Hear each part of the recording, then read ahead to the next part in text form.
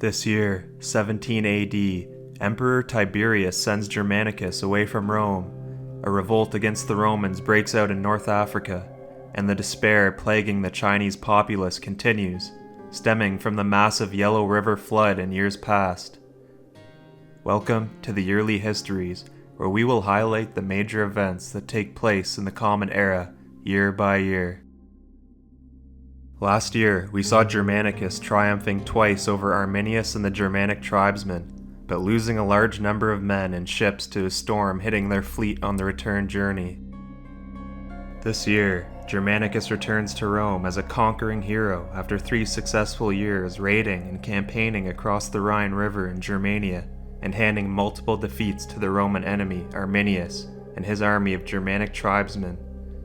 His victories at the Battle of Aetas to Viso and the Battle of the Angevarian Wall last year crippled the capacity of the Germanics to cause additional trouble for the Romans for the time being. As he returns to the eternal city of Rome, he is awarded with a triumph, a spectacularly extravagant military parade held to honor a victorious Roman commander. Dozens of legends of the Republic, such as Scipio Africanus, Pompey, and Julius Caesar have received triumphs in the past and regarded the event as necessary to solidify their names in the history books.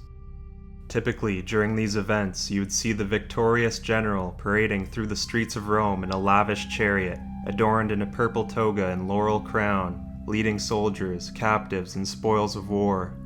Crowds would cheer as exotic animals, treasure, and representations of conquered territories were displayed, while musicians and priests accompanied the procession toward the Temple of Jupiter for sacrificial offerings.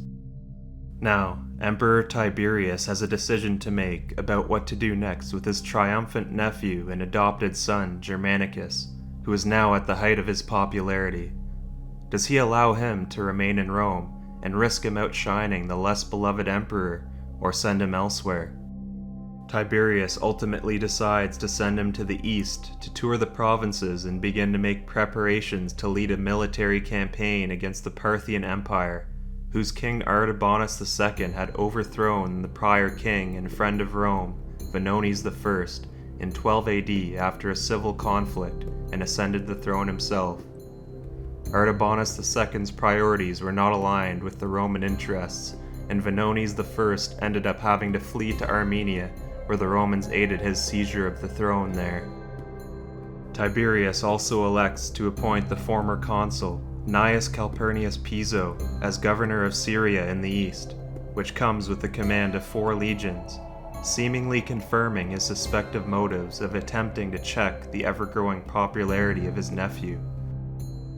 Piso was in the favor of the deceased Emperor Augustus and belonged to a powerful family who held staunch Republican views. Emperor Tiberius's choice seems to set the stage for a heated rivalry to develop between Germanicus and Piso, stemming from their ambitious personalities and contending mindsets.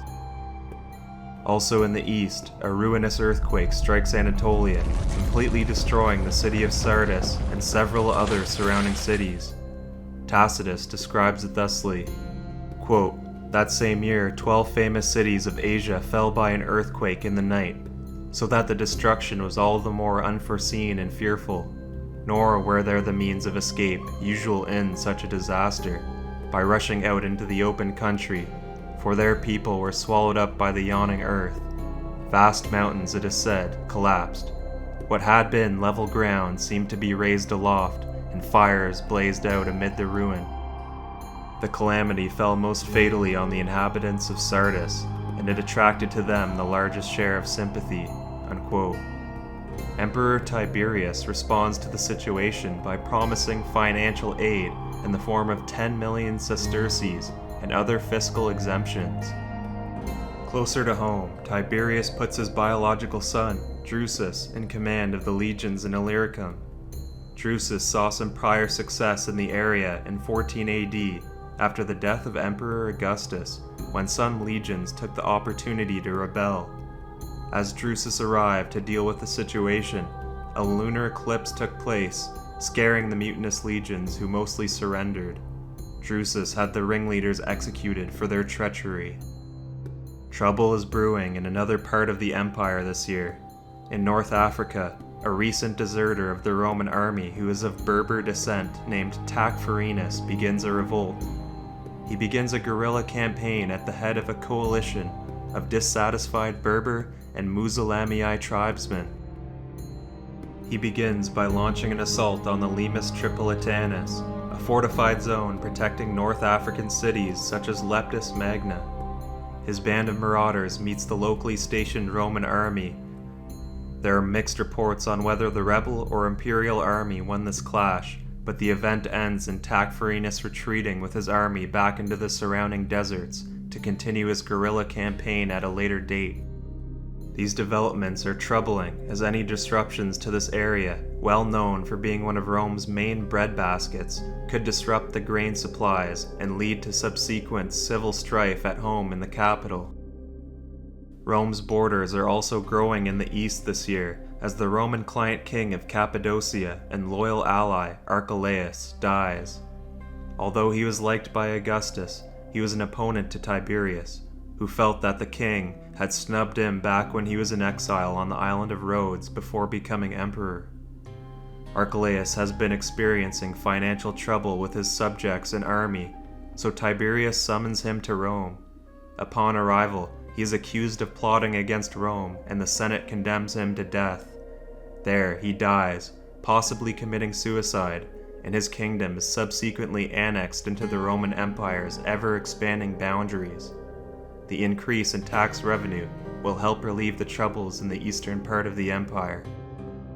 We mentioned how the repeated defeats of the Cherusci prince Arminius shattered the loyalty he once had from many of the tribes of Germania. This results in turmoil north of the Roman border as he attempts to regain a semblance of control in the face of his waning reputation.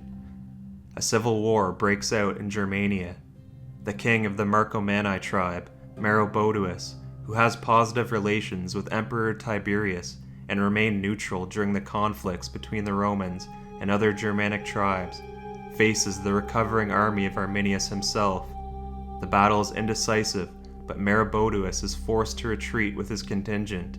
This puts Maroboduus's right to rule as king in a precarious position. In China, Emperor Wang Mang is still having serious trouble dealing with the after effects of the catastrophic flooding of the Yellow River in the north in 11 AD. The flood devastated the majority peasant farmer inhabitants of the Qin dynasty and shattered Wang Mang's claim to the mandate of heaven, the divine right to rule. The empire has never truly recovered, and the severe famines which started 6 years ago have been constant. Several minor agrarian rebellions are ongoing, and even more major ones break out this year, but nothing that Wang Mang is unable to deal with quite yet. One of these rebellious movements, called Lu Lin, breaks out this year in the area surrounding the Shandong Peninsula, exacerbated by the poor living conditions and corruption of the local Qin bureaucracy. 7,000 to 8,000 peasants soon join the rebellion, and they begin to pillage surrounding villages for food. It's too soon to know whether Wang Mang can get the situation back under control and recover his own and his government's damaged reputation. Now it's time for In Memoriam, where we look back on the lives of prominent figures who died in the year. Livy, the famous Roman historian, dies this year at the age of 74 or 75. He is most known for his monumental work, History of Rome, written in Latin between 27 and 9 BC. The work covered the period from the legends concerning the arrival of Aeneas and the refugees from the fall of Troy, to the city's founding in 753 BC, the expulsion of the kings, and establishment of the Republic in 509 BC, and down to Livy's own time, during the reign of Emperor Augustus. 35 of the whopping 142 books survive. Also this year, the prominent Roman poet Ovid passes away while still in exile in the Black Sea coastal town of Tomis. He is around the age of 60 years old. Ovid's published works include classics such as the Metamorphoses, the Ars Amatoria, and the Fasti. These poems captivated audiences with their wit, elegance, and exploration of love, myth, and transformation. His poetry shaped the literary traditions of the Roman world, and he was an immensely popular figure during his time in Rome. He was sent into exile by Emperor Augustus after he took issue with the substance of the poems, which clashed with his attempted moral reforms. Ovid's misfortune continued even after the death of Augustus, as Emperor Tiberius did not allow him to return to Rome. We will leave this year, 17 AD, with Germanicus celebrating a triumph and being sent to the east, TACFARINAS revolting in North Africa, and more agrarian rebellions popping up in China. If you enjoyed this video, please like and subscribe to be notified when the next iteration of the early histories will be released. Thanks for watching, and I will see you next year in 18 AD to continue the fascinating stories of the world of antiquity and cover its major events.